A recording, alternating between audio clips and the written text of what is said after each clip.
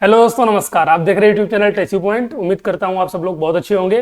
तो जो आज का वीडियो है इसमें हम बताने वाले हैं यूपी होम गार्ड का जो पेपर हुआ था 25 अप्रैल को फर्स्ट शिफ्ट में, उसकी यहाँ पर एनालिसिस करने वाले हैं, डिस्कस करने वाले हैं किस तरह से क्वेश्चन पूछे गए थे और एग्जाम का लेवल क्या था। उन सारे बिंदुओं को यहाँ पर हम डिस्कस करने वाले हैं। तो चलिए वीडियो स्टार्ट करते हैं बिना किसी देरी के। तो जैसा कि आप यहाँ पर देख पा रहे होंगे और अभी तक जो है सारे पेपर हो चुके हैं। तीनों दिन के जो जो अलग शिफ्ट में एग्जाम थे सारे एग्जाम हो चुके हैं। उन सारे पेपर्स को इस चैनल पर डिस्कस किया जाएगा, तो बने रहिए। चलिए स्टार्ट करते हैं। तो जैसा कि आप स्क्रीन पर देख पा रहे होंगे, यहाँ पर पहला क्वेश्चन आ गया है कि कौन सा सोशल मीडिया मैट्रिक आपके कंटेंट को देखने वाले अद्वितीय उपयोगकर्ताओं की कुल संख्या को संदर्भित करता है। ठीक है, ये यहाँ पर क्वेश्चन पूछा गया था। अब इसकी बात करें तो यहाँ पर जो ऑप्शन की बात है, ऑप्शन यहाँ पर जो दिए गए हैं, तो वो ऑप्शन है यहाँ पे, एक तो ये लाइक्स है, बाउंस रेट है, रीच है और ग्रोथ है। तो इस क्वेश्चन का जो राइट आंसर होगा वो होगा रीच। सी ऑप्शन यहाँ पे राइट हो जाएगा। अगले क्वेश्चन की बात करें तो तुंगभद्रा नदी किस नदी की प्रमुख सहायक नदी है। पहली बात तो जो तुंगभद्रा नदी है वो दक्षिण भारतीय नदी है। ठीक है, और यहाँ पर जो ऑप्शन दिए गए थे वो ऑप्शन यहाँ पर है कृष्णा नदी, नर्मदा नदी, गोदावरी नदी और यमुना नदी। इसका जो राइट आंसर होगा तुंगभद्रा नदी किस नदी की प्रमुख सहायक नदी है, तो यहाँ पर मेजर ट्रिब्यूटरी पूछी गई है। ठीक है, तुंगभद्रा नदी की, तो इसका जो सहायक नदी होगी वो होगी कृष्णा नदी। यहाँ पर ए ऑप्शन राइट होगा इसका। एक सेकंड गाइस, हाँ यहाँ पर ए ऑप्शन इसका राइट होगा, कृष्णा नदी। ठीक है, नेक्स्ट क्वेश्चन है मेनका गांधी बनाम भारत संघ मामले के बाद अनुच्छेद 21 किन अनुच्छेदों से जोड़ा गया या जुड़ गया था। ठीक है, with which articles did article 21 get linked after the Maneka Gandhi versus Union of India case. ठीक है, तो यहाँ पर जो ऑप्शंस दिए गए हैं वो आप देख सकते हैं। ऑप्शन यहाँ पर जो गिवन है वो है अनुच्छेद 32, अनुच्छेद 15, अनुच्छेद 15, अनुच्छेद 19, अनुच्छेद 20 और 15 और अनुच्छेद 14 और अनुच्छेद 19। तो इसका जो राइट आंसर होगा वो होगा अनुच्छेद 14 और अनुच्छेद 19। यहाँ पर डी ऑप्शन राइट होगा। ठीक है, अगला जो क्वेश्चन पूछा गया है वो पूछा गया है उत्तर प्रदेश पुलिस के संदर्भ में पीएसी का पूर्ण रूप क्या है। तो यहाँ पर पीएसी का फुल फॉर्म पूछा गया था, वो आपको बताना था। तो ऑप्शन की बात करें तो प्रादेशिक आर्म्ड कांस्टेबलरी, ठीक है, police action committee, provincial army core और पुलिस आर्म कंट्रोल। तो यहाँ पर राइट आंसर की बात करें तो ये डी भी गलत हो जाएगा, सी भी गलत हो जाएगा, बी भी गलत हो जाएगा। तो जो ए ऑप्शन है वो यहाँ पर राइट होने वाला है। तो इसका राइट आंसर ये होगा, प्रादेशिक आर्म्ड कांस्टेबलरी। यहाँ पर इंग्लिश में भी दिया गया है, इसको आप देख सकते हैं। नेक्स्ट क्वेश्चन की बात करें तो भारतीय संविधान की प्रस्तावना का उद्देश्य सभी नागरिकों के लिए किस प्रकार न्याय सुरक्षित करना है। तो किस तरह का न्याय सुरक्षित करना है वो पूछा गया है, जिसमें सैन्य है, सैन्य का मतलब मिलिट्री से संबंधित, धार्मिक, सांस्कृतिक, सामाजिक, आर्थिक और राजनीतिक। तो ये क्वेश्चन थोड़ा बेसिक सा था, आप अपनी सूझबूझ से भी कर सकते थे। तो यहाँ पर डी ऑप्शन राइट होगा, सामाजिक, आर्थिक और राजनीतिक। इसी क्रम में अगले क्वेश्चन की ओर बढ़ेंगे। जिनको मैं हाईलाइट कर रहा हूँ वो उसके राइट आंसर है। ठीक है, यहाँ इंग्लिश में भी दिया गया, the preamble of the Indian constitution aims to secure which form of justice for all citizen.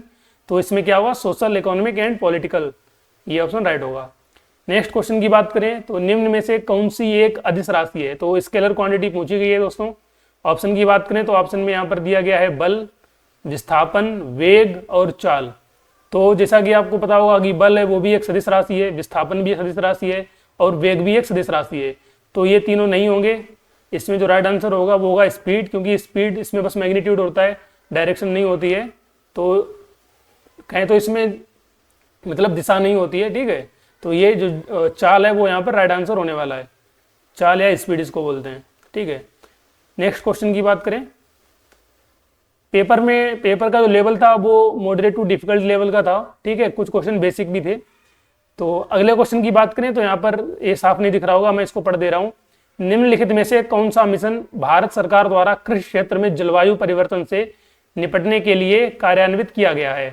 ठीक है, तो इसमें कुल मिला के ये पूछा गया है कि जो जलवायु है बदल रही है उसके लिए एग्रीकल्चर किस तरह से अपने आप को तैयार कर रहा है। ठीक है, तो ऑप्शन की बात करें, राष्ट्रीय खाद्य सुरक्षा मिशन, राष्ट्रीय हरित भारत मिशन, राष्ट्रीय सतत कृषि मिशन और राष्ट्रीय कृषि विकास कार्यक्रम। तो यहाँ पर जलवायु परिवर्तन से पूछा गया था, तो इसको लेके जो राइट आंसर होगा वो होगा ये सस्टेनेबल एग्रीकल्चर का, सतत कृषि, जिसका मतलब है कि हम लंबे समय तक अपनी जो उत्पादन क्षमता है वो बनाए रखें और पर्यावरण को कम से कम नुकसान पहुंचाएं, उसी को सस्टेनेबल एग्रीकल्चर बोलते हैं। तो बाकी ये ऑप्शन गलत हो जाएंगे। ABD। यहाँ पर जो राइट आंसर होगा वो होगा आपका national mission for sustainable agriculture, राष्ट्रीय सतत कृषि मिशन, ये यहाँ पर राइट हो जाएगा। अगले क्वेश्चन की बात करें तो प्रश्न है आत्मनिर्भर भारत अभियान किस वर्ष शुरू किया गया था? तो ये कोविड-19 के बाद शुरू किया गया था, तो इसका राइट आंसर जो होगा यहाँ पे वो 2020 होगा, बाकी ऑप्शन गलत हो जाएंगे। ठीक है, तो नेक्स्ट क्वेश्चन की बात करें, गुप्त युग की राजनीतिक चालों और शाही संघर्षों पर गहराई से प्रकाश डालने वाला उपन्यास योद्धा द डायनेस्टी ऑफ समुद्रगुप्त किसके द्वारा लिखा गया है? तो यहाँ पर एक ये नोवेल दिया गया था योद्धा के नाम से, तो इसके राइटर पूछे गए थे। ऑप्शन की बात करें तो नेहा शर्मा, देवदत्त पटनायक, अमीश त्रिपाठी और रजत पिल्लई जी। तो दोस्तों इसका जो राइट आंसर होगा द डायनेस्टी ऑफ समुद्रगुप्त योद्धा जो बुक थी, नोवेल था, उसके जो राइटर हैं वो रजत पिल्लई साहब हैं, तो यहाँ पर डी ऑप्शन राइट होगा। ये PDF आपको हम अपने टेलीग्राम चैनल पर प्रोवाइड करा देंगे और उसकी लिंक भी हम डिस्क्रिप्शन बॉक्स में प्रोवाइड करा देंगे ताकि आपको विद आंसर ये PDF मिल जाए। ठीक है, नेक्स्ट क्वेश्चन की बात करें, यहाँ पूछा गया है स्वायत्त संगठन, मतलब स्वायत्त संगठन में वो होते हैं जो ऑटोनोमस नेचर के होते हैं, यहाँ पर दिया गया ऑटोनोमस राष्ट्रीय शैक्षिक अनुसंधान और प्रशिक्षण परिषद जिसको हम NCERT बोलते हैं, की स्थापना किस वर्ष की गई थी? तो यहाँ से आप एक चीज समझिए, NCERT का फुल फॉर्म पहले याद करिए। NCERT क्या है? NCERT stands for national council of educational research and training. ये इसकी स्थापना कब हुई थी ये पूछा गया है। तो ऑप्शन में है 1975, 1958, 1965, 1961। तो इसका आंसर आपको बताना था, तो इसका जो राइट आंसर होगा वो होगा 1961। इसकी 1961 में इसकी स्थापना हुई थी।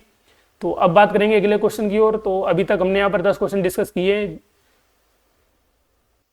बात करेंगे अगले क्वेश्चन की, तो यहाँ पर अगला क्वेश्चन आप देख सकते हैं कि जो 11वां क्वेश्चन है, विटामिन B1 का रासायनिक नाम क्या है वो यहाँ पे पूछा गया है कि तो विटामिन B का वैज्ञानिक नाम क्या है वो यहाँ पर बताना है। तो ऑप्शन की यहाँ पर बात करें तो ऑप्शन आप देख पा रहे होंगे, तो यहाँ पर है नेक्टालोपिया, थायमिन, रेटिनॉल, एस्कॉर्बिक एसिड। तो यहाँ पर B1 का पूछा गया। जैसे आप जानते हैं कि विटामिन अलग अलग विटामिन होते हैं, विटामिन जो B होता है उसमें B कॉम्प्लेक्स बोलते हैं, इसमें बहुत सारी विटामिन आती हैं, B1, B2, B3, B5, B6 इस टाइप से B12 तक। तो यहाँ पर पूछा गया B1 का स्पेशली पूछा गया, तो ये आपको थोड़ा ध्यान रखना है कि B1 का पूछा गया था। तो B1 की यहाँ पर दोस्तों बात करें तो B1 का होता है थायमिन, तो B ऑप्शन यहाँ पर राइट होगा। देखो B1 पूछा गया, B ही ऑप्शन राइट हो गया है। और यहाँ पर ऑप्शन की बात करें तो ये जो यहाँ पर एस्कॉर्बिक एसिड दिया गया ये होता है विटामिन C का। ठीक है, और ये जो रेटिनॉल है ये A का होता है। बाकी जो यहाँ पर राइट आंसर होगा वो क्या होगा? थायमिन। ठीक, नेक्स्ट क्वेश्चन की बात करें तो अगला प्रश्न है निम्नलिखित रासायनिक अभिक्रिया के लिए संतुलन समीकरण कीजिए। तो इसको बैलेंस करना था, तो दिया गया था हाइड्रोजन प्लस क्लोरीन और हाइड्रोजन क्लोराइड। तो ये थोड़ा सा बेसिक साई क्वेश्चन है, अगर आपने थोड़ी सी केमिस्ट्री पढ़ी होगी तो आपने कर लिया होगा। तो हाइड्रोजन को हम हमेशा H2 के फॉर्म में लिखते हैं, जो इसका एक मॉलिक्यूल होता है इसके Cl2 के फॉर्म में लिखते हैं। तो जब ये रिएक्ट करेगा तो ये बनाएगा HCl। अब इसको बैलेंस करेंगे, यहाँ पर हाइड्रोजन 1 है, यहाँ पर हाइड्रोजन 2 है, तो इसको हम आगे 2 कर देंगे। तो देखो हाइड्रोजन भी 2 हो गए, क्लोरीन के 2 थे, क्लोरीन भी इसका 2 का इसका मल्टीप्लाई, तो 2 क्लोरीन 2 हाइड्रोजन, तो हमारा तैयार हो गया हाइड्रोजन क्लोराइड। तो जो इसका राइट आंसर होगा तो उसे हम देख करते हैं। यहाँ पर देखो हाइड्रोजन 2 है, यहाँ पर हाइड्रोजन 8 है, तो ये तो यहाँ गलत हो गया। यहाँ पर 2 हाइड्रोजन है, यहाँ पर भी क्लोरीन 2 है, बट यहाँ पर इन्होंने 4 लिख दिया, तो ये बैलेंस नहीं बन रहा है। इसमें H2 2Cl2, तो यह 2 दूनी 4 हो गया। तो 4 क्लोरीन तो है बट 4 हाइड्रोजन यहाँ पे नहीं है, तो ये भी गलत है। तो यहाँ पे हाइड्रोजन 2 है, 2 क्लोरीन है, और यहाँ पर एक मॉलिक्यूल HCl का बना, 2 मॉलिक्यूल HCl के बन गए। तो ये ऑप्शन हमारा राइट होगा, इसको यहाँ पर हाईलाइट कर दे रहे हैं। ठीक है, तो ये हमारा राइट आंसर होगा। इसी क्रम में आगे बढ़ेंगे। आप अपना स्कोर काउंट करते रहिए कि आपका कितना स्कोर बना है, और जो भी स्कोर रहे आप वो कमेंट सेक्शन में हमें बताएं, ताकि जो कट ऑफ हो उस हिसाब से हम लोग तैयार कर पाएँ। जो जब हमारे पास डाटा मिल जाएगा आपका, उस हिसाब से कट ऑफ तैयार कराएंगे। नेक्स्ट है उत्तर प्रदेश की आधिकारिक भाषा कौन सी है वो बताना है।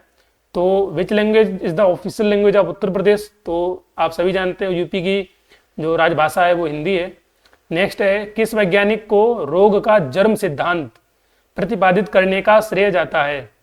ठीक है, which scientist is widely credited with establishing the germ plasm theory, germ plasm of disease, sorry theory का नहीं, जर्म प्लाज्म डिजीज, अगर थ्योरी बोल देंगे तो अलग हो जाएगा। यहाँ पर जर्म प्लाज्म, जो जर्म थ्योरी ऑफ डिजीज है वो पूछा गया था। तो जो जर्म थ्योरी थी वो उसकी बात करें तो यहाँ पर ऑप्शन जो है लुइस पास्चर है, थॉमस एडिशन है, ये आइगोर सिकोर्स्की है और जीन नॉलेट है। तो जो जन्म सिद्धांत था वो दिया है यहाँ पे, जन्म सिद्धांत वही रोग का जन्म सिद्धांत वो लुईस पास्चर साहब ने दिया था। तो यहाँ पर ए ऑप्शन राइट होगा, लुईस पास्चर। ठीक है, और इन्हीं के नाम पे एक प्रोसेस होती है पॉस्चराइजेशन। तो वो उसमें भी क्या होता है कि जो बैक्टीरिया होते हैं, हार्मफुल बैक्टीरिया होते हैं, उनको किल करने का रहता है प्रोसेस, तो उसको पॉस्चराइजेशन बोलते हैं। और क्यों बोलते हैं, क्योंकि लुईस पास्चर ने इस पर काम किया था। नेक्स्ट क्वेश्चन की बात करें तो उत्तर प्रदेश में किस शहर को पीतल नगरी के नाम से जाना जाता है?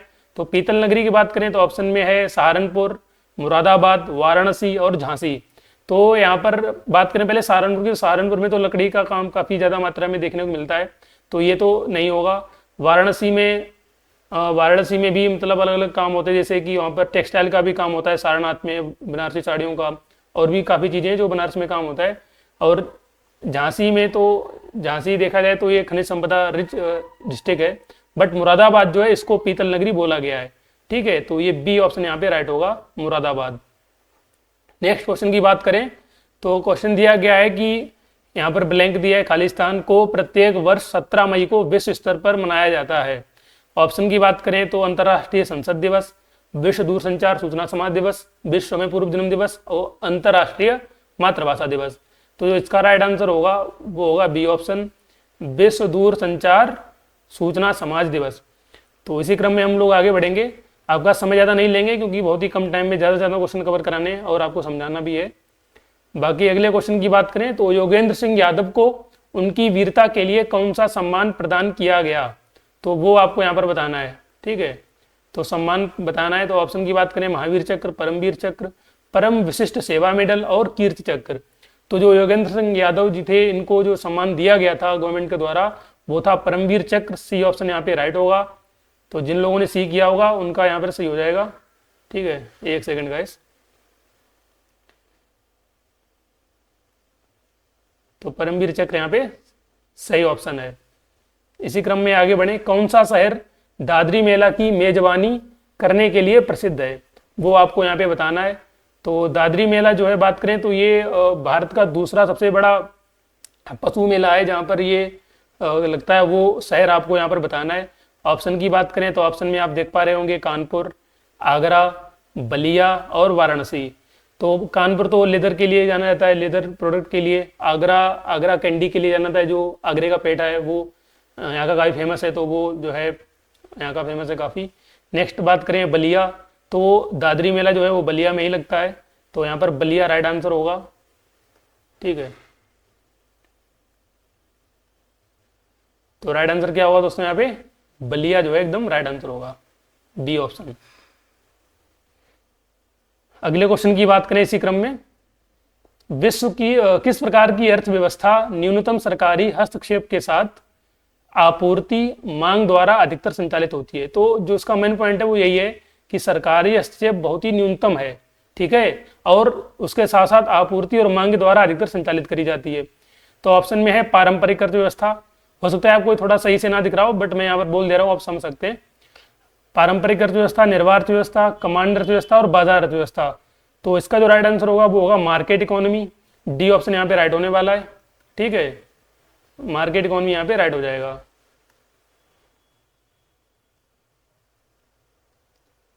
अगले प्रश्न की बात करें तो कौन सा भारतीय संगठन भूटान के विद्यार्थियों को छात्रवृत्ति प्रदान करता है?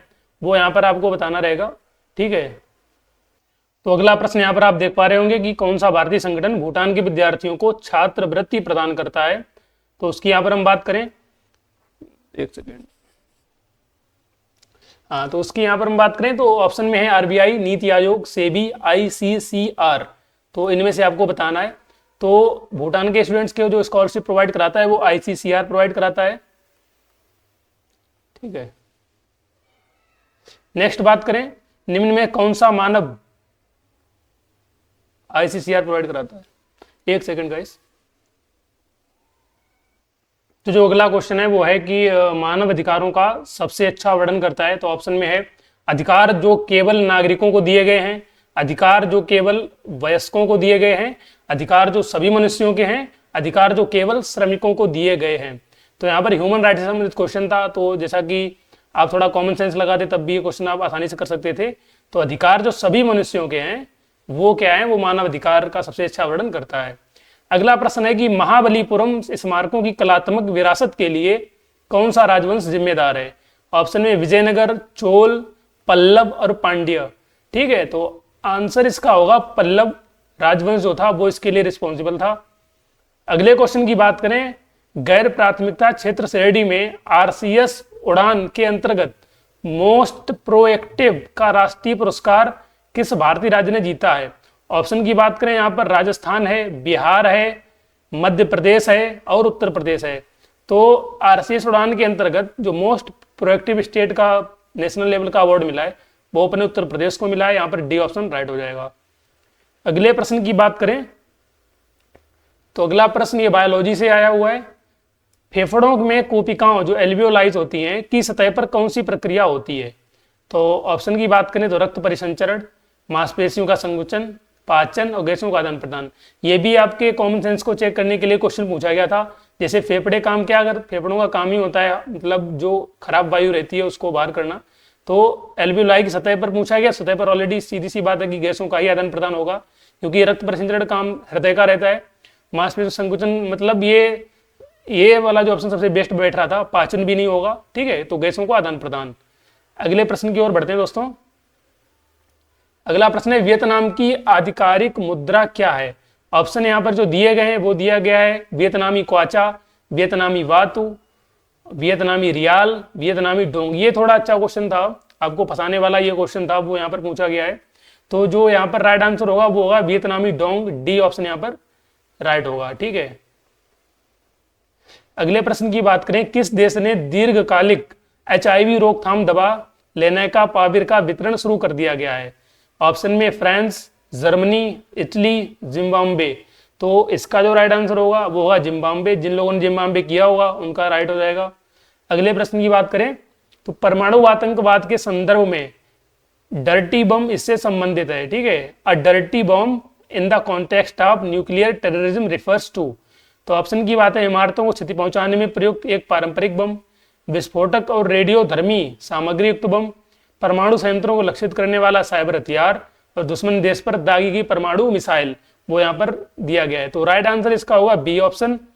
तो जो ये बी ऑप्शन है वो यहाँ पर सही हो जाएगा, विस्फोटक और रेडियोधर्मी सामग्री युक्त बम जो है इसका राइट आंसर होगा।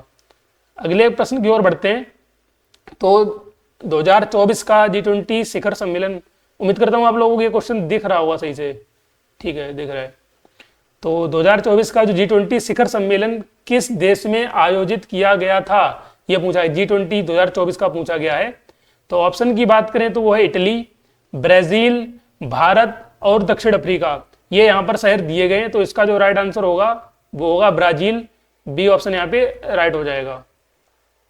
अगले प्रश्न की बात करें, पर्यटन उत्सव ताज महोत्सव प्रतिवर्ष किस स्थान पर आयोजित किया जाता है? तो पर्यटन उत्सव है कौन सा है? ताज महोत्सव है। तो ऑप्शन की बात करें शिल्पग्राम आगरा, हवा महल जयपुर, लाल किला दिल्ली, इंडिया गेट दिल्ली। तो आप थोड़ा सा अगर यहाँ पर ध्यान रखते हैं कि ताज महोत्सव, तो ताजमहल कहाँ है, वहीं ताज महोत्सव होता होगा आसपास कहीं।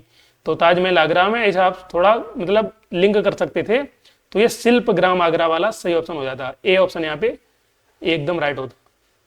तो अगला प्रश्न है कि मुन्ना द्वीप पर खोजी गई विश्व की सबसे पुरानी ज्ञात शैल कला किस देश में पाई गई थी? तो ऑप्शन की बात करें ऑस्ट्रेलिया, मलेशिया, इंडोनेशिया, फिलीपींस। ये चार ऑप्शन यहाँ पे दिए गए हैं। तो इसका जो राइट आंसर होगा वो होगा इंडोनेशिया। तो अभी तक हमने 30 क्वेश्चन यहाँ पे डिस्कस कर लिए हैं, बाकी के भी क्वेश्चन यहाँ पे डिस्कस करने वाले हैं। तो आप अपना स्कोर लिखते रहिए कि आपने कितना किया है। सबसे अच्छी बात है कि निगेटिव मार्किंग नहीं थी, तो आप जो सही करेंगे आपको उतना नंबर रहेगा, नंबर नहीं कटेगा। तो आप हमें अपना स्कोर बताएं। अब हम आगे बढ़ते हैं अगले क्वेश्चन की ओर। तो बढ़ेंगे हम 31वें क्वेश्चन की ओर, वो देखते हैं क्या है। तो यहाँ पर आप 31वां क्वेश्चन देख पा रहे होंगे, कौन सा त्योहार जो है फसल कटाई का त्योहार पतंग उड़ाकर, मिठाई बांटकर, नदियों में पावन स्नान कर मनाया जाता है? तो ऑप्शन की बात करें होली, दिवाली, मकर संक्रांति और माघ मेला। यहाँ पर एक चीज आई है तिल की मिठाई और पतंग, ये इसके मेन पॉइंट हैं। इससे आप थोड़ा गैस कर सकते हो, वो है मकर संक्रांति। तो क्या हो जाएगा राइट आंसर? मकर संक्रांति इसका राइट आंसर हो जाएगा। ठीक है, इसको मैं यहाँ पे लिख दे रहा हूँ। Makar Sankranti, B option right हो जाएगा। नेक्स्ट बढ़े, उत्तर प्रदेश के निम्न में से किस जिले में रॉक फॉस्फेट पाया जाता है? तो ये रॉक फॉस्फेट पूछा गया, रॉक मीन्स चट्टान होती है। ऑप्शन में है प्रयागराज, हमीरपुर, महोबा और ललितपुर। ये 4 ऑप्शन यहाँ पर दिए गए हैं जो कि पूछा गया है कि किन जिलों में रॉक फॉस्फेट पाया जाता है। तो इसका राइट आंसर होगा ललितपुर, डी ऑप्शन यहाँ पे राइट हो जाएगा। नेक्स्ट बढ़े, 1929 में भारतीय राष्ट्रीय कांग्रेस के ऐतिहासिक लाहौर अधिवेशन के अध्यक्ष कौन थे? ऑप्शन में है सुभाष चंद्र बोस, जवाहरलाल नेहरू, बाल गंगाधर तिलक और महात्मा गांधी। तो इसके जो राइट आंसर होगा वो होगा सी ऑप्शन, यहाँ पर जवाहरलाल नेहरू जो है इस अधिवेशन के अध्यक्ष थे। बात करें अगले क्वेश्चन की, तो अगला क्वेश्चन है, नेपाल के पूर्व में कौन सा भारतीय राज्य स्थित है? बहुत ही बेहतरीन क्वेश्चन है और सिंपल भी है, जिन्हें डायरेक्शन समझ में आती है। तो नेपाल के पूर्व में इंडियन स्टेट पूछा गया है। ऑप्शन है उत्तराखंड, बिहार, हिमाचल प्रदेश, सिक्किम। ठीक है, तो जो सिक्किम है, सिक्किम वो पूर्व में आता है, नेपाल के पूर्व में। तो आपने देखा भी होगा जो हमारा इंडिया का मैप है, तो जो 7 सिस्टर्स आते हैं वो ऑलरेडी सब उन्हें हम बोलते हैं पूर्वोत्तर राज्य, तो वो पूर्व में ही पड़ते हैं। तो नेपाल के पूर्व में भी सिक्किम ही पड़ेगा, क्योंकि उत्तराखंड तो उधर है नहीं। उत्तराखंड तो देखा जाए पश्चिम में थोड़ा सा पड़ेगा। ठीक है, बिहार दक्षिण में पड़ेगा, हिमाचल उत्तर बोल सकते हैं, पश्चिमोत्तर में पड़ेगा बिहार के कंपैरिजन में, पश्चिम उत्तर। हाँ, नेक्स्ट क्वेश्चन है, तुगलक वंश के संस्थापक कौन थे? तो ऑप्शन की बात करें यहाँ पे, मोहम्मद बिन तुगलक, बलबन, गयासुद्दीन तुगलक और अलाउद्दीन खिलजी। ये 4 ऑप्शन दिए गए जो कि आपको बताना था तुगलक वंश का संस्थापक कौन था। तो तुगलक वंश का संस्थापक था वो था गयासुद्दीन तुगलक, बी ऑप्शन यहाँ पे राइट हो जाएगा। नेक्स्ट क्वेश्चन की बात करें, द आर्ट ऑफ, इसको थोड़ा ऊपर बढ़ा लेते हैं, the art of not over thinking के ऑथर कौन है? The identify the author of the art of not over thinking. इसका आंसर आपको बताना था। तो ऑप्शन में है आनंद नीलकंठन, अश्विन सांघी, रॉबिन शर्मा और शौर्य कपूर। तो शौर्य कपूर इसका राइट आंसर हो जाएगा, डी ऑप्शन यहाँ पे राइट है। नेक्स्ट क्वेश्चन है, 2026 में महिला प्रीमियर लीग का खिताब किस टीम ने जीता था? वो यहाँ पर आपको बताना है। तो ऑप्शन की बात करें तो यहाँ मुंबई इंडियंस है, RCB, royal Challengers Bangalore, Delhi Capitals, Gujarat giants. तो WPL का पूछा गया है, तो WPL जो है आरसीबी ने जीता था, जो आरसीबी टीम है। ठीक है, तो यहाँ पर सी ऑप्शन राइट हो जाएगा। नेक्स्ट क्वेश्चन है कि भारत में लिंगानुपात के बारे में निम्न में से कौन सा कथन सही है? तो यहाँ पर लिंगानुपात के बारे में बताना है। तो पहला है कि महिलाओं की कुल जनसंख्या को मापता है, एकदम गलत। यह जनसंख्या में प्रति 1000 पुरुषों पर महिलाओं की संख्या मापता है।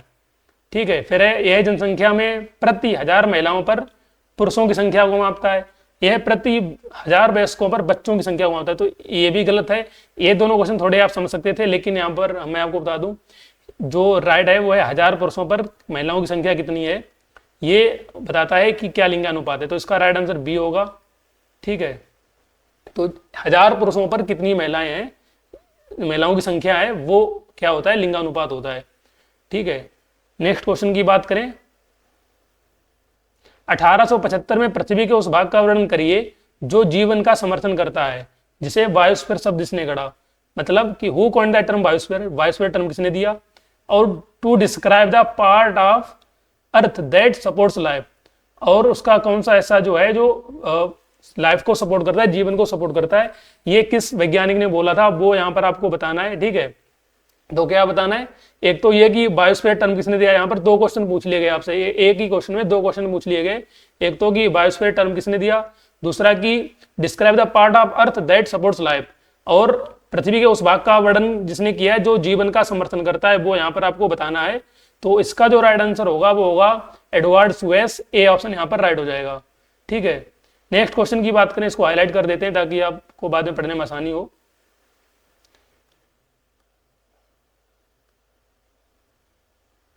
चलो कलर चेंज कर लेते हैं।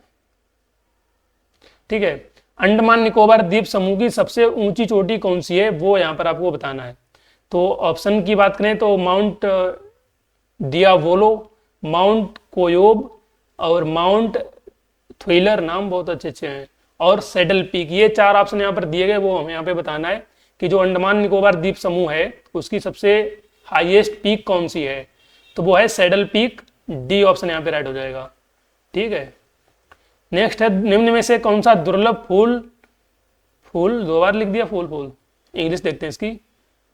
अच्छा ठीक है, कौन सा दुर्लभ फूल फूलों की घाटी में पाया जाता है, वैली ऑफ फ्लावर्स में कौन सा दुर्लभ फूल पाया जाता है वो पूछा गया है। तो ऑप्शन की बात करें, रेफ्लेसिया है, डेजर्ट रोज है, वाटर हाइसिंथ है और ब्लू पॉपी है। ये चार ऑप्शन यहाँ पर दिए गए हैं जो आपको बताना है। तो इसमें जो राइट आंसर होगा वो होगा ब्लू पॉपी, ये इसका राइट आंसर होगा 41 का डी। नेक्स्ट बात करें 42वां क्वेश्चन, राष्ट्रीय डॉक्टर दिवस प्रत्येक वर्ष मनाया जाता है। तो ऑप्शन में 18 दिसंबर, 12 दिसंबर, 1 जुलाई और 16 दिसंबर, ये चार ऑप्शन यहाँ पर दिए गए हैं। तो जो डॉक्टर डे है, नेशनल डॉक्टर डे है, वो 1 जुलाई को सेलिब्रेट किया जाता है। तो अभी तक हमने 42 क्वेश्चन डिस्कस कर लिए हैं। उम्मीद करता हूँ आपका स्कोर काफ़ी अच्छा रहा होगा। इसी क्रम में हम आगे बढ़ेंगे और अगले क्वेश्चन इसी क्रम में अगले क्वेश्चन की ओर बढ़ेंगे। ठीक है, तो 42 क्वेश्चन हो गए थे, अब बात करेंगे 43वें क्वेश्चन की। तो डॉक्टर राम मनोहर लोहिया राष्ट्रीय विधि विश्वविद्यालय उत्तर प्रदेश के किस शहर में स्थित है वो पूछा गया है। ठीक है, तो ये विधि समझ रहे हो ना, लॉ वाला होता है, लिखा है नीचे देखो, बहुत अच्छा। तो ऑप्शन की बात करें तो लखनऊ, नोएडा, वाराणसी और प्रयागराज, ये चार शहर दिए गए जिसमें से आपको बताना था कि डॉक्टर राम मनोहर लोहिया जो यूनिवर्सिटी है वो कहाँ पे है, लॉ यूनिवर्सिटी, वो हमारे लखनऊ में है, अपने लखनऊ में है। ये ऑप्शन राइट हो जाएगा। नेक्स्ट है शहरी नक्सल शब्द का अर्थ क्या है, विधि विरुद्ध क्रियाकलाप निवारण अधिनियम यूआपीए मतलब यूएपीए के अंतर्गत परिभाषित है, भारत के संविधान में उल्लिखित है, भारत सरकार द्वारा आधिकारिक रूप से परिभाषित नहीं है, भारतीय दंड संहिता में आधिकारिक रूप से मान्यता प्राप्त है। तो इसका राइट आंसर होगा सी, तो यहाँ पर सी ऑप्शन राइट होगा। नेक्स्ट क्वेश्चन की बात करें, यहाँ पर आप देख सकते हैं सम जैसलमेर में पाए जाने वाले अर्धचंद्राकार रेत के टीलों को वैज्ञानिक रूप से इस प्रकार जाना जाता है।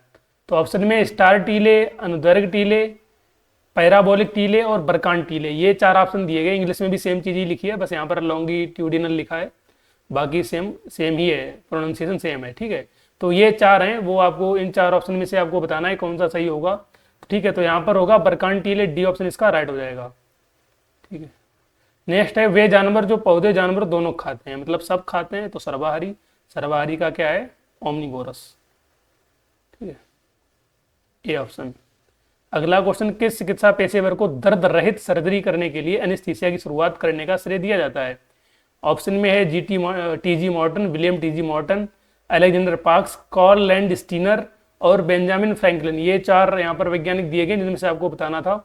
तो राइट आंसर होगा यहाँ पर William T G Morton, A option. अगला क्वेश्चन है, इसको थोड़ा ऊपर स्क्रॉल कर लेते हैं, निम्न में से कौन सा शहर तुर्की की राजधानी है। तो ये तो आपको पता होगा, तुर्की की राजधानी अंकारा है। ठीक है, बी ऑप्शन यहाँ पे राइट होगा। फिर है कैगा परमाणु ऊर्जा परियोजना कर्नाटक के किस जिले में स्थित है, विजयपुरा, दक्षिण कन्नड़, विजयनगर और उत्तर कन्नड़, ये चार शहर दिए, चार जिले दिए गए जिसमें से आपको बताना है। तो जो कैगा परमाणु वाला है ना, ये उत्तर कन्नड़ में है, तो यहाँ पर बी ऑप्शन राइट होगा। निम्न में से किस संगठन की सहायता से 1943 में हरित क्रांति की शुरुआत हुई थी। ठीक है, तो देखो आप इस पर थोड़ा यहाँ पर आपको कंफ्यूज नहीं होना है। यहाँ पर पूछे the green revolution began 1943 with the help of which of the following organisation. ठीक है, तो ये असल में अमेरिका में ग्रीन रेवोल्यूशन पहले आई थी, उसके बाद अपने इंडिया में 1966-67 में अपने यहाँ पर आई है। ठीक है, उससे पहले अमेरिका में हरित क्रांति आ चुकी थी ग्लोबल लेवल पे। तो वहीं पूछा गया कि किस संगठन ने हेल्प करी थी हरित क्रांति की शुरुआत करने के लिए, वो यहाँ पर पूछा गया है। तो रॉक फेलर फाउंडेशन यहाँ पर जो है इसके लिए जाना जाता था, तो सी ऑप्शन यहाँ पर राइट होगा। ठीक है, फिर है SGRY में ग्रामीण क्षेत्रों में निम्न में से क्या प्रदान करने पर ध्यान दिया जाता है। तो एक ये स्कीम है एक्चुअली में, तो इसकी बात करें ऑप्शन में तो खाद्य सुरक्षा, लग्जरी वाहनों की संख्या, शहरी शैली का आवासन और ऑनलाइन खरीदारी की सुविधा, ये चार ऑप्शन यहाँ पे दिए गए हैं। तो आपको बताना है कि जो SGRY था वो किसके लिए है, वो फूड सिक्योरिटी के लिए था। ठीक है, क्योंकि ग्रामीण अंचल पे सबसे इंपॉर्टेंट चीज क्या है, फूड सिक्योरिटी। नेक्स्ट है गोल्डन ग्लव पुरस्कार किस में दिया जाता है। ऑप्शन में क्रिकेट विश्व कप, NBA फाइनल, ये क्या लिखा, विंबलडन। ठीक है, विंबलडन और फुटबॉल विश्व कप, ये चार ऑप्शन यहाँ पर दिए गए जिसमें बताना है कि किसको दिया जाता है। तो ये फुटबॉल विश्व कप में दिया जाता है, यहाँ पर डी ऑप्शन राइट हो जाएगा। आप अपना स्कोर साथ साथ लिखते चलिए ताकि आप हमें बता पाएं। ठीक है, चलिएगा इस थोड़ा पानी पी लेते हैं, 1 सेकेंड। तो अगला क्वेश्चन जो 53वां क्वेश्चन है, निम्न में से कौन सा विषय भारतीय संविधान के अनुच्छेद 189 के अंतर्गत आता है? तो उसका आपको बताना है। तो उसका जो है ऑप्शन है सदस्यों द्वारा शपथ में आता है, या सदनों में मतदान, अयोग्यता और सीटों का खाली रहना। तो इसका राइट आंसर होगा वोटिंग इन हाउसेस, मीन्स सदनों में मतदान। तो बी ऑप्शन राइट हो जाएगा। अगला प्रश्न है, निम्न में से कौन वाइज एंड अदरवाइज पुस्तक की जो राइटर हैं वो कौन है? वो सुधा मूर्ति जी हैं। तो यहाँ पर डी ऑप्शन राइट होगा। नेक्स्ट क्वेश्चन, भारतीय सेना द्वारा लॉन्च किया गया डिपो इंटीग्रेशन मैनेजमेंट एडिशन क्या है? वो किस तरह का क्या चीज़ है? तो ऑप्शन में भर्ती पोर्टल, प्रशिक्षण प्रबंधन प्रणाली, हथियार विकास प्लेटफॉर्म और अखिल सेना डिजिटल लॉजिस्टिक प्लेटफॉर्म। तो यही डी ऑप्शन यहाँ पे राइट होगा कि जो डिपो इंटीग्रेशन मैनेजमेंट सिस्टम है वो किसके लिए है? Pan army digital logistic platform. तो ये ऑप्शन राइट होगा। नेक्स्ट है, धनतेरस किस भारतीय त्यौहार की शुरुआत है? तो ये तो दिवाली का है, आपको पता ही होगा, इसमें क्या ही टाइम बर्बाद करना। भूकंप के लिए कौन सी भूवैज्ञानिक परिघटना जिम्मेदार है? तो जो टेक्टोनिक प्लेट्स होती हैं उनका इधर उधर जाना है, उससे भूकंप आता है, जो मेजोरिटी में इसका रीजन बनता है। नेक्स्ट क्वेश्चन की बात करें, सार्वजनिक मामलों में योगदान के लिए निम्न में से किसे 2020 में पद्म भूषण से सम्मानित किया गया? RN रवि, नेफ्यूरियो, SC जमीर, टेम्सजेन, इम्ना अलोंग। तो इसका जो राइट आंसर होगा वो होगा SC जमीर। फिर है, मेहरानगढ़ किला कहाँ स्थित है? वो आपको बताना है। तो जोधपुर राजस्थान, चित्रदुर्ग कर्नाटक, गोलकोंडा और ग्वालियर, ये यहाँ पर ऑप्शन है कुछ। तो इसका राइट आंसर है ए ऑप्शन। ठीक है, इसका था सी ऑप्शन। तो यहाँ पर जोधपुर राजस्थान राइट हो जाएगा। फिर है, ये लास्ट वाला क्वेश्चन आपको दिख रहा है स्क्रीन पे, अब दिख रहा होगा। निम्न में से किस मामले में सर्वोच्च न्यायालय ने मूल रूप से अनुच्छेद 21 की संकीर्ण व्याख्या की है? संकीर्ण व्याख्या यहाँ पर मतलब नैरो इंटरप्रिटेशन ऑफ आर्टिकल 21। तो ऑप्शन में है AK गोपालन बनाम मद्रास, मेनका गांधी बनाम भारत संघ, हुसैनारा खातून बनाम बिहार राज्य, या रुदुल शाह बनाम बिहार राज्य। ये यहाँ पर 4 दिए गए हैं। तो इसका राइट आंसर होगा AK गोपालन वाला, ए ऑप्शन यहाँ पर राइट होगा। आप अपना स्कोर काउंट करते रहिए ताकि आप बाद में स्कोर हमें कमेंट में बता पाएं आपका स्कोर कितना रहा। नेक्स्ट है, निम्न में से कौन सा जनसंख्या घनत्व को अच्छी व्याख्या करता है? मतलब तो यहाँ पर PD पूछी गई है, पॉपुलेशन डेंसिटी।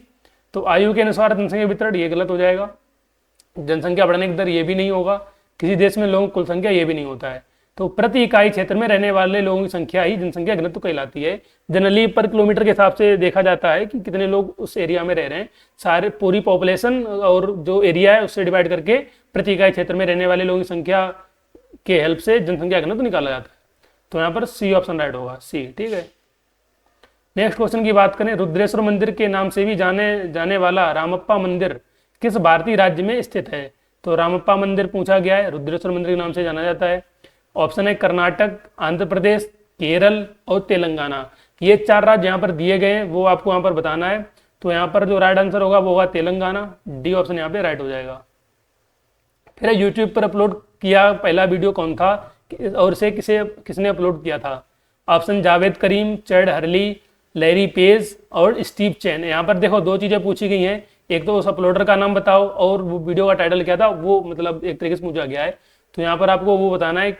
तो किसने किया था? वो जावेद करीम ने किया था, ए ऑप्शन यहाँ पे राइट होगा। अगले क्वेश्चन की ओर बढ़ते हैं। 10-15 मिनट और लगेगा, ये वीडियो कवर हो जाएगा। निम्न में से कौन सा शहर 10 मिनट मुश्किल से पुर्तगाल की राजधानी है? तो ऑप्शन में लिस्बन, ओस्लो, मनीला और दोहा। ये चौपाई दोहा वाला नहीं दोहा है, ठीक है, ये कोई शहर है, उसके बारे में यहाँ पर बात हो रही है। तो ऑप्शन में था पुर्तगाल की राजधानी क्या है, वो आपको यहाँ पर बताना है। तो पुर्तगाल की जो राजधानी है वो हम यहाँ पर बात करें तो उसकी है लिस्बन। तो ए ऑप्शन यहाँ पे राइट होगा, बाकी गलत हो जाएंगे। मनीला तो फिलीपींस में पड़ता है। फिर है, अंतर्राष्ट्रीय शिक्षा दिवस प्रत्येक वर्ष किस तिथि को मनाया जाता है? तो ऑप्शन में है 24 जनवरी, 24 सितंबर, 24 जून और 24 अप्रैल यहाँ पर दिया गया है। ठीक है, तो इसके राइट आंसर की बात करें तो वो है 24 जनवरी, ए ऑप्शन यहाँ पे राइट हो जाएगा। ये क्वेश्चन थोड़ा फंसाने वाला था क्योंकि सभी में 24-24 दे रखा था। अब बात करेंगे भारत के बायोफार्मा क्षेत्र को बढ़ावा देने के लिए केंद्रीय बजट 2026 और 27 के अंतर्गत कौन सा कार्यक्रम शुरू किया गया था? ऑप्शन है make in biologics, pharma vision 2030, biopharma शक्ति बायोफार्मा शक्ति और लाइफ साइंसेज इंडिया, ये 4 ऑप्शन यहाँ पर आपको दिए गए हैं। ठीक है, तो इसका जो राइट आंसर होगा वो होगा बायोफार्मा शक्ति, बी ऑप्शन यहाँ पे राइट हो जाएगा। इसी क्रम में हम आगे बढ़ेंगे और अपने क्वेश्चन देखेंगे क्या क्या क्वेश्चन यहाँ पे पूछे गए हैं। नेक्स्ट क्वेश्चन की बात करें तो 67 नंबर का क्वेश्चन है, आप यहाँ पर देख पा रहे होंगे, स्क्रीन थोड़ी ऊपर इसको नीचे करते हैं। तो ये है अंतर्राष्ट्रीय न्यायालय की स्थापना कब हुई थी, वो यहाँ पर आपको बताना है। तो पहले तो ये कि अंतर्राष्ट्रीय न्यायालय कहाँ है, हैग में है। ठीक है, और इसकी स्थापना कब हुई वो पूछा गया। तो 1919, 1950, 1947, 1945। तो राइट आंसर क्या है, 1945। हैग में हुई थी, कहाँ हुई थी, हैग में। कौन सा अंतर्राष्ट्रीय संगठन देशों के बीच सुचारू, देखो व्यापार की बात है इंटरनेशनल लेवल पे, ठीक है, तो वो कौन करेगा, WTO ही करेगा, वर्ल्ड ट्रेड ऑर्गेनाइजेशन ही करता है। तो सी ऑप्शन राइट हो जाएगा, इतना इसमें सोचना नहीं था। कौन सी पर्वत श्रृंखला भारत और चीन को प्राकृतिक रूप से अलग करती है, ऑफकोर्स इट्स हिमालय, हमारे लिए जो है पहरेदार का काम करता है। गर्भावस्था, प्रसव या गर्भपात के 42 दिनों के भीतर संबंधित कारणों से किसी महिला की मृत्यु को कहा जाता है, तो इसको मैटरनल मोर्टेलिटी बोलते हैं। तो इसको ए ऑप्शन राइट होगा। ठीक है, 70 क्वेश्चन हो गए लगभग आधे घंटे में, और 10-15 मिनट और लगेंगे, हो जाएगा वीडियो, पेपर कवर हो जाएगा। निम्न में से कौन सा ऐप मुख्य रूप से फोटो और वीडियो साझा के लिए उपयोग किया जाता है। तो पेटीएम नहीं करते हैं, गूगल मैप्स भी नहीं करते हैं, कैलकुलेटर तो बिल्कुल नहीं करते हैं, क्या करते हैं, स्नैपचैट, जो आप सबका फेवरेट है, जनरली बच्चे ये चलाते हैं। उत्तर प्रदेश की संत रविदास शिक्षा प्रोत्साहन का उद्देश्य क्या है, वो बताना है। में पंजीकृत निर्माण श्रमिकों के बच्चों को प्रोत्साहित करता है, तो यहाँ पर ये पूछा गया कौन सा ऐसा विभाग है। तो ऑप्शन में है स्वास्थ्य एवं परिवार कल्याण विभाग, भवन एवं अन्य निर्माण श्रमिक कल्याण बोर्ड, शिक्षा विकास बोर्ड और संस्कृति एवं पर्यटन विभाग बोर्ड। ये यहाँ पर 4 बोर्ड यहाँ पर दिए गए, तो राइट आंसर इसका होगा बी ऑप्शन। ठीक है, भवन एवं अन्य निर्माण श्रमिक कल्याण board, building and other construction workers welfare board. Next है पहला बिम्स्टेक बिजनेस समिट कहाँ आयोजित किया गया था, ये पूछा गया है। Where is the first BIMSTEC business summit. Option में मुंबई, कोलंबो, बेंगलोर और नई दिल्ली, ये 4 शहर यहाँ पर दिए गए, तो राइट आंसर होगा नई दिल्ली, डी ऑप्शन यहाँ पर राइट होने वाला है। फिर निम्न में से कौन सा हरियाणा का लोक नृत्य है। ठीक है, सवारी, रऊफ, करगा और गुग्गा, ये 4 ऑप्शन दिए गए, जो आपको बताना है कौन सा राइट है, तो इसका भी डी ऑप्शन राइट होगा, गुग्गा यहाँ पे राइट होने वाला है। फिर है स्पिनिंग जेनी, एक मशीन जिसने औद्योगिक क्रांति के दौरान वस्त्र कताई में संपूर्ण परिवर्तन ला दिया, मतलब कताई के काम पे तो एकदम बढ़िया काम किया, का आविष्कार किसने किया था। तो इसमें Berners Lee, Samuel Crompton, Alan Turing और जेम्स हरग्रीव्स, ये हरग्रीव्स यहाँ पर दिए गए, तो राइट आंसर इसका सी ऑप्शन होगा, जेम्स हरग्रीव्स। ठीक है, इन्होंने ये खोज करी थी। बात करें अगले क्वेश्चन की, फिर है भारतीय दूरसंचार नियामक प्राधिकरण ट्राई जो है की स्थापना कब हुई थी, वो बताना है। तो 20 फरवरी 2003, 20 फरवरी 97, 21 अगस्त 2005 और 3 मार्च 1997 यहाँ पर दिए गए हैं, तो राइट आंसर होगा इसका 20 फरवरी 1997, सी ऑप्शन राइट है। जिसने सी किया होगा उसे नंबर मिलेगा। प्रधानमंत्री आवास योजना शहरी जो अर्बन एरिया का है किस वर्ष शुरू की गई थी। ऑप्शन में 2010, 2016, 2012 और 2015 यहाँ पर दिए गए हैं, तो इसका भी डी ऑप्शन राइट होगा, 2015 यहाँ पे राइट हो जाएगा। तो अभी तक हमने 77 क्वेश्चन किए दोस्तों। तो यहाँ पर जो अगला क्वेश्चन पूछा गया था वो पूछा गया है किस संवैधानिक संशोधन के माध्यम से और किस भाग के अंतर्गत भारतीय संविधान में मूल कर्तव्य जोड़े गए। ये बहुत ही इंपॉर्टेंट क्वेश्चन है, बहुत सारे एग्जाम में पूछा जाता है। तो इसके जो ऑप्शन की बात करें यहाँ पर, तो आप देख पा रहे होंगे कि 40वीं संवैधानिक संशोधन में 41वीं, 42वीं और 45वीं, तो जो संविधान में मूल कर्तव्य जोड़े गए थे वो किस में जोड़े गए थे, 42वें संशोधन में जोड़े गए थे। तो इसका जो राइट आंसर होगा वो सी ऑप्शन होगा। ठीक है, बढ़ते हैं अगले क्वेश्चन की ओर। तो अगला क्वेश्चन है हमारा, ये थोड़ा सही नहीं दिख रहा होगा, इसको मैं यहाँ पर पढ़ दे रहा हूँ कि पुलिस हिरासत और जेलों में महिलाओं के साथ होने वाली हिंसा और दुर्व्यवहार को रोकने के लिए सर्वोच्च न्यायालय के किस मामले में दिशा निर्देश निर्धारित किए गए थे। तो यहाँ पर केस दिखाए गए हैं, जैसे शीला बारसे बनाम महाराष्ट्र, और ये क्या लिखा है, रुदुल शाह बनाम बिहार, सुनील बत्रा बनाम दिल्ली और पंडित परमानंद कटारा बनाम भारत संघ। तो जो ये रखे गए थे वो है ए ऑप्शन, शीला बरसे बनाम महाराष्ट्र राज्य, तो ए ऑप्शन यहाँ पे राइट होगा। ठीक है, अगले क्वेश्चन की बात करें तो भारत में परमाणु ऊर्जा संयंत्रों के निर्माण और संचालन के लिए कौन सा संगठन जिम्मेदार है। तो आपको पता होगा इसरो तो स्पेस का काम देखता है, डीआरडीओ जो है वो हथियार वगैरह बनाता है, बार्क भी एटॉमिक काम करता है, और NPCIL। यहाँ पर दो ये ऑप्शन है जो आपको थोड़ा सोचने पर मजबूर कर सकते थे। तो इसके जो राइट आंसर की बात करें तो NPCIL ही होगा, डी ऑप्शन यहाँ पे राइट होगा। जिन्होंने डी किया होगा उनका सही हो जाएगा। बात है सकल घरेलू उत्पाद GDP, इसका मान होता है, तो GDP है क्या वो पूछा गया है। तो भारत में उत्पादित अंतिम वस्तुएं और सेवाएं, केवल कृषि उत्पादन, केवल औद्योगिक उत्पादन, या भारतीयों द्वारा उत्पादित माल जिसमें विदेश में अर्जित आय भी शामिल है, यहाँ पर यह पूछा गया है। तो इसमें होगा ए ऑप्शन। पहली बात तो आप GDP का फुल फॉर्म समझिए। GDP जो है वो क्या है, GDP को बोलते हैं ग्रॉस डोमेस्टिक प्रोडक्ट, ठीक है, ये रहता है। तो ग्रॉस मतलब जितना भी हुआ है टोटल में वो सब इसी GDP में ही आता है, ठीक है। तो ए ऑप्शन राइट हो जाएगा। कौन सा, ए ऑप्शन। अगले क्वेश्चन की बात करें, 82 क्वेश्चन है, 82वां। तमिलनाडु में सरकारी कामकाजी महिला छात्रावास योजना, कौन सी योजना, तमिलनाडु सरकारी कामकाजी महिला छात्रावास योजना राज्य सरकार के किस विभाग के अंतर्गत कार्यान्वित की जाती है। तो कुल मिला के ये पूछा है कि जो ये स्कीम है वो किस डिपार्टमेंट के अंडर आती है, कौन सा डिपार्टमेंट इसको सुपरविजन करता है, सुपरवाइज करता है। तो ऑप्शन है सामाजिक कल्याण एवं महिला सशक्तिकरण, श्रम रोजगार विभाग, ग्रामीण विकास विभाग, आवास एवं शहरी मामलों का विभाग। तो ये भी कॉमन सेंस वाला ही क्वेश्चन था। ये डिपार्टमेंट नहीं करेगा, ना ही ये करेगा, ये भी नहीं करेगा। तो इसमें नाम में ही लिखा है महिला सशक्तिकरण, तो ए ऑप्शन यहाँ पे राइट होगा, ठीक है। अगला प्रश्न है, तीसरा गोलमेज सम्मेलन किस वर्ष आयोजित किया गया था। ऑप्शन है 1930, 36, 1931 और 1932। तो राइट आंसर होगा डी ऑप्शन हमारा यहाँ पे 1932 में तीसरा गोलमेज सम्मेलन आयोजित किया गया था।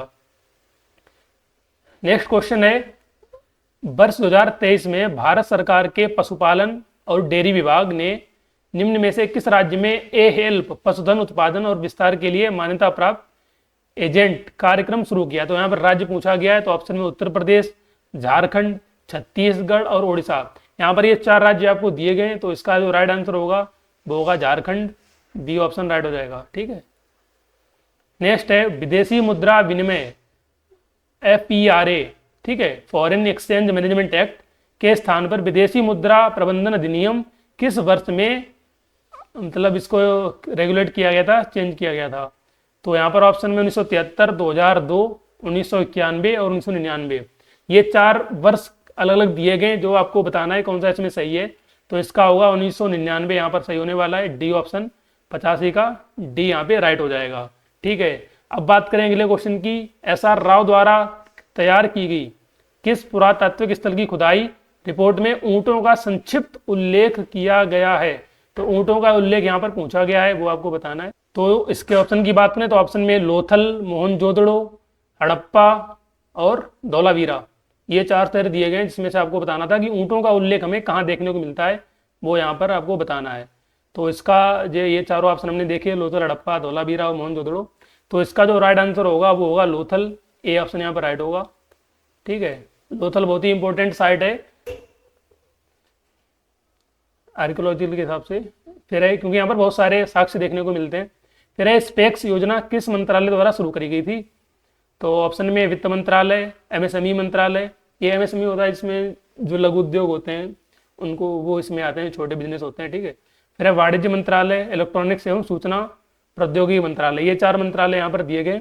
तो इसका राइट आंसर होगा वो होगा डी ऑप्शन, ठीक है, इलेक्ट्रॉनिक्स एवं सूचना प्रौद्योगिकी मंत्रालय। अगले प्रश्न की ओर बढ़ते हैं, 12 क्वेश्चन और बचे हैं दोस्तों, 2 मिनट की और बात है। कांस्य युग के दौरान भारत की समुद्री शक्ति के सबूत में उल्लिखित बंदरगाह शहर है। तो ये भी लोथल ही होगा, बी ऑप्शन राइट है, ठीक। फिर है, श्री नरेंद्र सिंह सैनी को द्रोणाचार्य पुरस्कार किस वर्ष प्राप्त हुआ। तो आपको बताना है, ये ईयर बतानी है। ऑप्शन में 2014, 2011, 2013 और 2012, ये 4 साल यहाँ पर दिए गए हैं। तो इसमें जो राइट आंसर होगा वो होगा डी ऑप्शन, 2012 में दिया गया था। नेक्स्ट क्वेश्चन की ओर बढ़ते हैं, निम्न में से कौन सी मालदीव की आधिकारिक मुद्रा है, वो आपको यहाँ पे बतानी है। तो ऑप्शन में मालदीवियन रुपया, मालदीवियन रुपया, मालदीवियन डॉलर और मालदीवियन टका, ये 4 ऑप्शन यहाँ पर दिए गए थे जो आपको बताना है, ठीक है। तो इसका जो रुपया वाला होगा, रुपया फा वाला, ये सही होगा, ए ऑप्शन, ठीक है, ए ऑप्शन यहाँ पे राइट होगा। नेक्स्ट क्वेश्चन की बात करें तो किस श्रेणी और किस वर्ष रजनीकांत को पद्म विभूषण से सम्मानित किया गया था? तो यहाँ पर बताना है रजनीकांत को पद्म विभूषण पुरस्कार कब मिला था और किस क्षेत्र में मिला है। तो ऑप्शन की बात करें यहाँ पे, तो ऑप्शन में है कला, मतलब आर्ट के फॉर्म में, जो आर्ट में तो बहुत सारे डिपार्टमेंट आ जाते हैं, तो यहाँ पर सिनेमा वाला दिया गया, कला सिनेमा 2016, 2018, सार्वजनिक मामले 2016 और कला सिनेमा 2020। ये भी क्वेश्चन थोड़ा फंसाने वाला था क्योंकि 3 में कला सिनेमा ही दे रखा है, बस यहाँ पर वर्ष चेंज करी गई है। तो जो उसका राइट आंसर है वो होगा 2016 वाला, ए ऑप्शन यहाँ पे राइट हो जाएगा, ए ऑप्शन राइट हो जाएगा। नेक्स्ट क्वेश्चन है, निम्न में से कौन सी तिथि सीमा भारत में राष्ट्रीय सड़क सुरक्षा सप्ताह के वार्षिक पालन को चिन्हित करती है? तो आपको यहाँ पर एक वीक बताना है कि जो सड़क सुरक्षा के लिए जाना जाता है, सड़क सुरक्षा सप्ताह के लिए। ऑप्शन में है 8 से 14 जनवरी, 1 से 7 फरवरी, 1 से 7 जनवरी और 11 से 17 जनवरी। तो जो राष्ट्रीय सड़क सुरक्षा सप्ताह का जो एक सप्ताह दिया गया है वो 11 से 17 जनवरी के बीच चलता है, तो यहाँ पे डी ऑप्शन राइट होगा। अगले क्वेश्चन की ओर बढ़ते हैं। नेक्स्ट क्वेश्चन है कि निम्न में से कौन सा रविंद्रनाथ टैगोर द्वारा रचित एक काव्य नृत्य नाटक है, वो यहाँ पर बताना है। ठीक है, ऑप्शन में चित्रांगदा है, रेड ओलियंडर्स, गोरा, द पोस्ट ऑफिस। तो जो रविंद्रनाथ टैगोर ने काव्य नृत्य नाटक लिखा था वो था चित्रांगदा। तो जिन्होंने चित्रांगदा किया होगा उनका क्वेश्चन सही होगा, इसका ए ऑप्शन राइट होगा। नेक्स्ट है, कैमूर पर्वतमाला में स्थित गुफाएं जो अपनी खूबसूरत और शाश्वत चित्रों के लिए प्रसिद्ध हैं, निम्नलिखित नाम से जानी जाती हैं। तो ऑप्शन की बात करें तो स्कल रेंट गुफाएं, इकोफर्न गुफाएं, लखानिया गुफाएं और एल्डर रूट गुफाएं। तो जो कैमूर पर्वतमाला में जो गुफाएं थी जो अपनी खूबसूरती के लिए जानी जाती हैं वो लखानिया गुफाएं हैं, लखानिया केव्स। तो यहाँ पर सी ऑप्शन राइट होगा, बाकी ये तीनों गलत हो जाएंगे। तो यहाँ पर सी ऑप्शन राइट होगा, लखानिया गुफाएं। नेक्स्ट क्वेश्चन है, प्रसिद्ध राजपूत राजा पृथ्वीराज चौहान के पिता का क्या नाम था, वो पूछा गया है। ऑप्शन में भीम चौहान, परमर्दी चौहान, जयचंद्र चौहान और सोमेश्वर चौहान। जो पृथ्वीराज चौहान थे जो उनके पिताजी थे उनका नाम था सोमेश्वर चौहान। तो यहाँ पर डी ऑप्शन राइट होगा। ठीक है, नेक्स्ट क्वेश्चन है यहाँ पे, किस वर्ष अंतरराष्ट्रीय समुद्री तल प्राधिकरण ISA इंटरनेशनल सीबेड अथॉरिटी एक स्वायत्त अंतरराष्ट्रीय संगठन के रूप में पूरी तरह से कार्यरत हो गया? ऑप्शन की बात करें तो 1994, 2001, 1982 और 1996। ये कुछ साल दिए गए, तो इसमें जो 1996 है, डी ऑप्शन ये राइट हो जाएगा, क्योंकि इसके बाद जो ISA था वो क्या टोटली ऑटोनोमस बॉडी बन गया था। फिर है, भारत के किस राज्य में होली का त्यौहार याओ सांग के रूप में मनाया जाता है? ऑप्शन में पश्चिम बंगाल, मणिपुर, बिहार और झारखंड। तो जैसा कि नाम से समझ में आ रहा होगा, याओ सांग इस टाइप की लैंग्वेज 7 सिस्टर्स में देखने को मिलती है जो नॉर्थ ईस्ट के स्टेट रहते हैं। तो ना ही वेस्ट बंगाल होगा, ना बिहार, ना झारखंड। तो यहाँ पर सही क्या हो जाएगा, मणिपुर, सी ऑप्शन राइट हो जाएगा।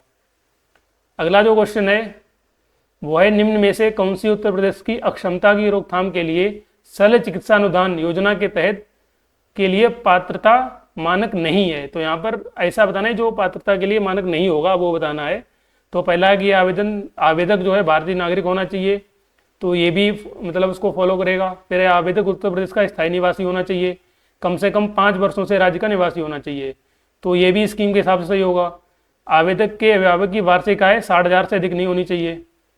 और दूसरा है, आवेदक के अभिभावक की वार्षिक आय 1 लाख से अधिक नहीं होनी चाहिए। तो जो ये लास्ट वाला स्टेटमेंट है ये गलत होगा, बट एग्जाम में जो पूछा गया था वो नहीं पूछा गया था, तो एग्जाम के हिसाब से जो सही होगा वो डी ऑप्शन ही राइट होगा, बाकी ये इसके लिए गलत हो जाएंगे। ठीक है, तो डी ऑप्शन यहाँ पे राइट है।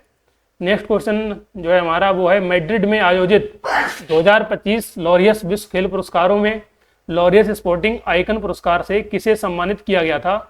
तो यहाँ पर एथलीट दिए गए हैं, Roger Federer, Rafael Nadal, Novak Djokovic और कार्लोस अल्काराज। तो ये 4 एथलीट्स में आपको बताना था कि जो ये पुरस्कार था वो किसको दिया गया था। तो उसका जो राइट आंसर होगा वो होगा राफेल नडाल, सी ऑप्शन यहाँ पे राइट होगा, बाकी ये तीनों गलत हो जाएंगे। नेक्स्ट और आखिरी जो क्वेश्चन हमारा होने वाला है इस पहली शिफ्ट का जो पेपर था उसमें, निम्न में से किस वैज्ञानिक को क्वांटम मैकेनिक्स या क्वांटम सिद्धांत में उल्लेखनीय योगदान के लिए जाना जाता है? ऑप्शन में Alexander Parkes, Maurice Hilleman, Max Planck और पाब्लो डी वेलेंजुएला। ये 4 साइंटिस्ट दिए गए, तो इसका जो राइट आंसर होगा वो होगा मैक्स प्लैंक। तो यहाँ पर बी ऑप्शन राइट हो जाएगा। तो अभी तक हमने इस पेपर में जितने भी क्वेश्चन पूछे गए थे उनको हमने यहाँ पे डिस्कस किया है। उम्मीद करता हूँ आप लोगों को ये समझ में आए होंगे। और जो पेपर का लेवल था वो पेपर का लेवल थोड़ा मॉडरेट टू डिफिकल्ट लेवल का था। तो जैसा पेपर का लेवल था, इसको सिंपल तो बिल्कुल नहीं बोल सकते हैं, पेपर एकदम मॉडरेट टू डिफिकल्ट था, कुछ क्वेश्चन बेसिक भी पूछे गए थे। तो आपका जो स्कोर बना है इस एनालिसिस के बाद में, वो स्कोर हमें कमेंट सेक्शन में बताएं, ताकि हम सही कट ऑफ का अंदाजा लगा पाएँ कि आपने कितना अटेम्प्ट किया है, कितना क्वेश्चन आपका सही गया है। अगर आप हमारे चैनल पर नए तो चैनल को सब्सक्राइब कर सकते हैं। बाकी जितने भी शिफ्ट में एग्जाम हुए सारे एनालिसिस आपको यहाँ पर प्रोवाइड कराई जाएंगी, अगर आप नए चैनल को सब्सक्राइब कर सकते हैं। बाकी हमसे जुड़ने के लिए बहुत बहुत धन्यवाद। तब तक के लिए नमस्कार। जय हिंद, जय भारत। पढ़िए, सिलेक्शन लीजिए। जय हिंद।